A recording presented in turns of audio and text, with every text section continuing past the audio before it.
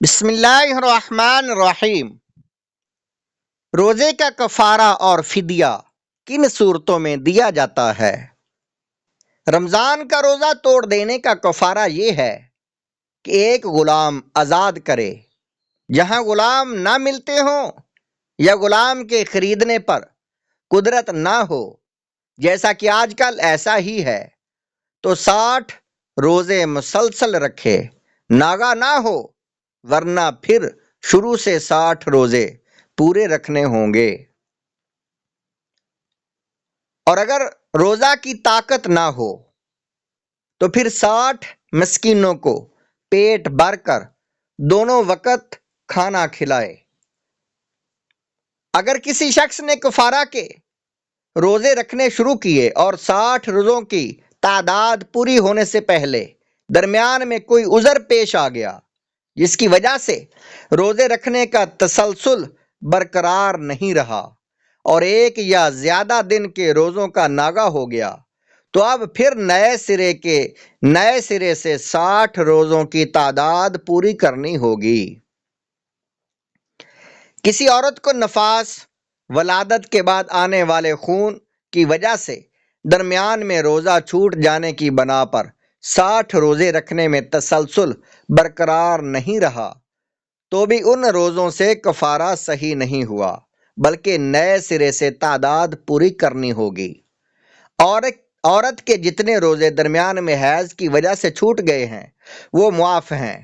ان کی چھوٹ جانے سے کفارہ کی مسلسل والی قید میں کچھ نقصان نہیں آتا، لیکن پاک ہونے کے بعد فوراً بعد پھر روزے رکھنے شروع کرے اور 60 روزے پورے کر لے۔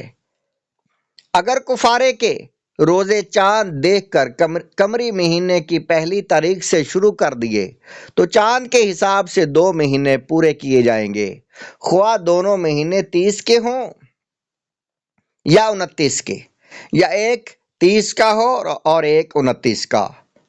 اور اگر چاند کی پہلی تاریخ کے علاوہ کسی اور دن سے روزے شروع کیے تو پھر 60 کا عدد پورا کرنا ضروری ہوگا۔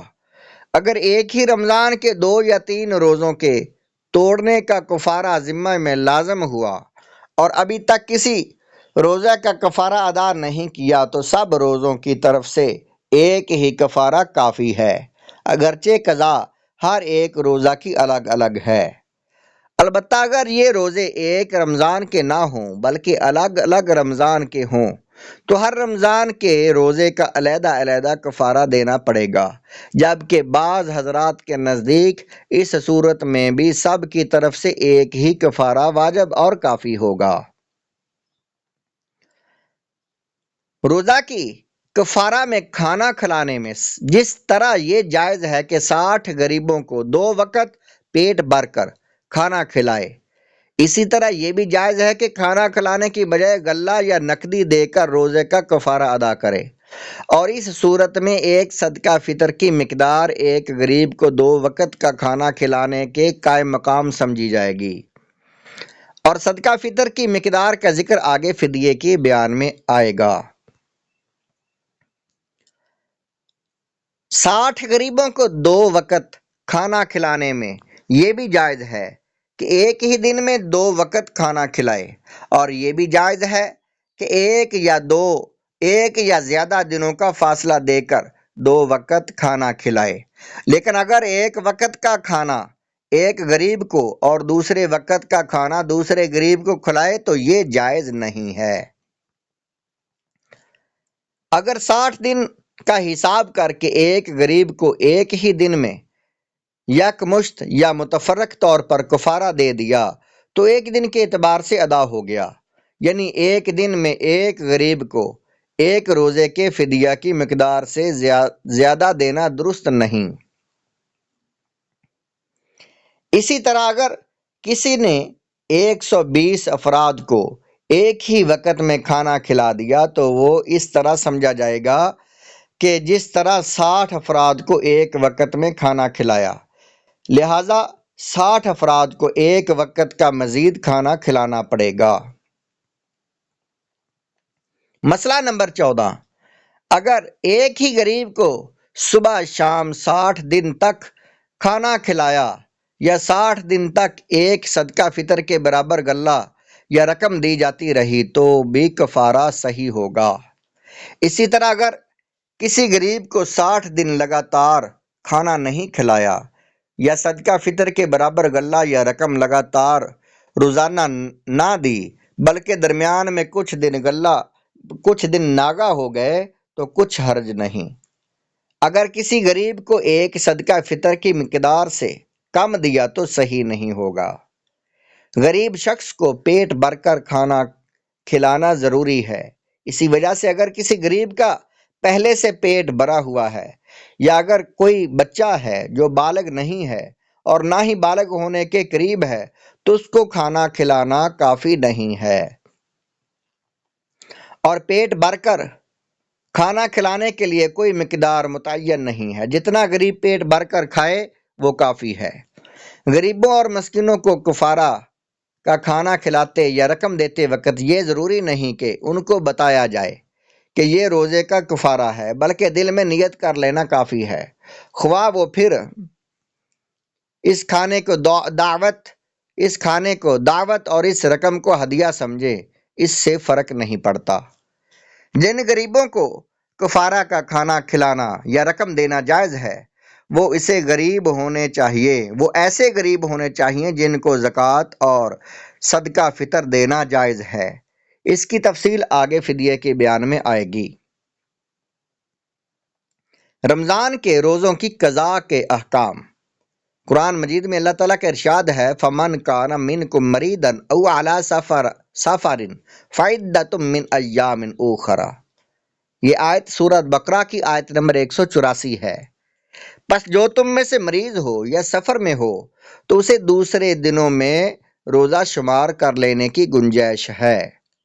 اس سے معلوم ہوا کہ جو شخص مریض و مسافر ہو اور وہ رمضان میں روزے نہ رکھ سکے تو اسے بعد میں روزے کی قضا کرنے کا حکم ہے، اور جو شخص بلا عذر روزہ نہ رکھے تو اس پر بدرجہ اولا روزے کی قضا لازم ہے۔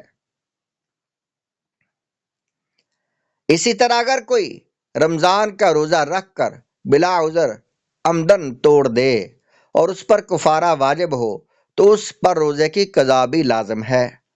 رمضان کے روزوں کی قضا کے احکام درج ذیل ہیں۔ مسئلہ نمبر 1، رمضان کے ایک روزے کی قضا ایک روزے کے ذریعے ہوتی ہے اور بلا عذر رمضان کا روزہ چھوڑنے یا توڑنے پر توبہ و استغفار کا بھی حکم ہوتا ہے۔ مسئلہ نمبر 2، رمضان کے جو روزے کسی عذر کی وجہ سے یا بلا عذر نہ رکھے ہوں یا رکھ کر توڑ دیے ہوں اور قضا واجب ہوئی ہو تو عذر زائل ہونے کے بعد جلد از جلد ان کی قضا کر لینا مناسب ہے، لیکن اگر کسی نے تاخیر سے قضا کی تب بھی ادا ہو جائیں گے۔ البتہ اگر کسی نے اتنی تاخیر کی کہ عمر کا آخری حصہ آ گیا اور اب ادائیگی کی قدرت نہیں رہی یا بغیر ادا کیے ہوئے فوت ہو گیا تو پھر گناہ گار ہوگا، اور فوت ہونے سے پہلے اس کو اپنے روزوں کے فدیے کی وصیت کرنے کا حکم ہوگا، جیسا کہ آگے فدیے کے بیان میں آتا ہے۔